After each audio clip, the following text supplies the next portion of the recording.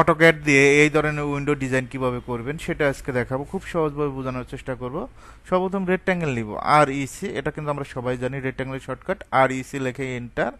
First point click করবেন, নিচের দিকে উল্লেখ করবেন, এদিকে একদিকে আছে 5 ফিট, অবশ্যই কমা দিবেন, হাইটটা দিবেন 4 ফিট 6।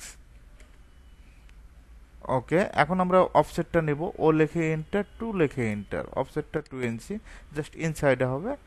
রেফারেন্স লাইন নেব, এল লিখে এন্টার, এই ফার্স্ট পয়েন্ট ক্লিক করবেন, সেকেন্ড পয়েন্ট, যেহেতু 2 ইঞ্চি অফসেট 1 ইঞ্চি নেবেন, এদিকে 1 এদিকে 1, 2 ইঞ্চি হয়ে গেল।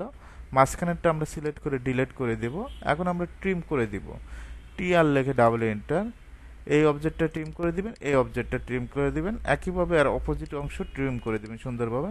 এখন আমাদের সানসেটটা দিতে হবে, এল লেখে এন্টার, এই পয়েন্ট থেকে 6 ইঞ্চির একটা বক্স সানসেট হবে, এদিকে 6, এদিকে 6, এদিকে 6 ফিট হবে, এদিকে 6, এদিকে 6।